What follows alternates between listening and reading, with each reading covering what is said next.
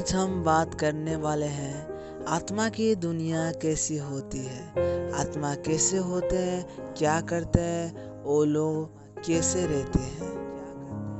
एक आत्मा को स्वर्ग या नरक की प्राप्ति कैसे होता है। आत्मा का अंत नहीं होता है, समस्या कभी भी खत्म नहीं होता है और आत्मा का घर नहीं होता है। जिससे कोई जेल या कोई कारागार का सीमा निर्धारित किया जाता है, सजा की सीमा किया जाता है, ठीक उसी तरह नरक की भी सीमा निर्धारित होता है। किसी भी नरक की इंसान को नरक में तब तक रखा जाता है जब तक उसकी सजा का समय पूरा नहीं हो जाता है। उसके समय पूरा होने के बाद उसे फिर से पृथ्वी पर जन्म लेना पड़ता है। लेकिन सबसे डरावनी बात यही है कि जो व्यक्ति नरक से वापस लौटेगा वो फिर से इंसान बनेगा या नहीं, इसका कोई ठिकाना नहीं है। वो जानवर भी बन सकता है या और कुछ भी बन सकता है, और वो आसमान पर भटक भी सकता है, और जो उसी समय जगह पर पहुंच गया उसका जीवन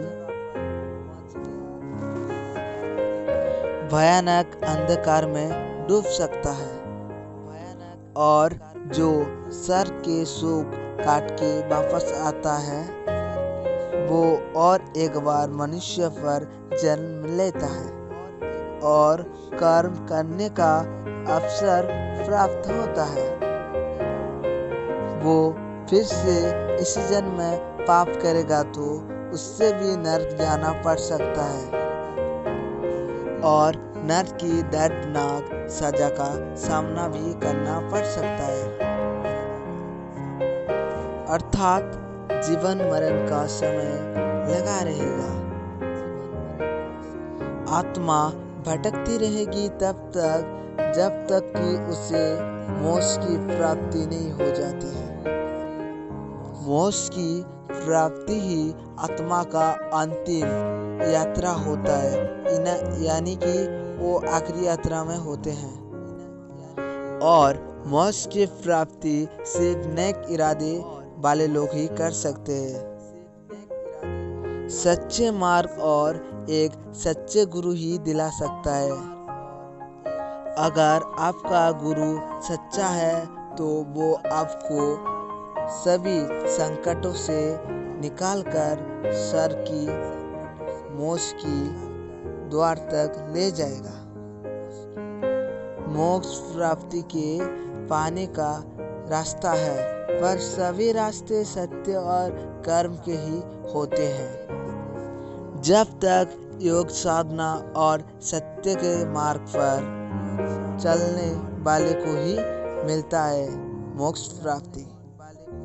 मोक्ष प्राप्ति के बाद आत्मा तृप्त हो जाता है, मानो कोई बूंद सागर में समा गया हो, ऐसे किरण सूरज को पा गया हो, जैसे प्यासे को पानी मिल गया हो, भूखे को भोजन मिल गया हो। उसी प्रकार आत्मा को मोक्ष मिलने के बाद संतुष्टि मिलती है। परमेश्वर हमको अपने तरफ बुलाते हैं, लेकिन हम खुद की अंदर की मन में इसी तरह खो जाते हैं कि उसके दिखाए हुए रास्ते को हम भूल जाते हैं।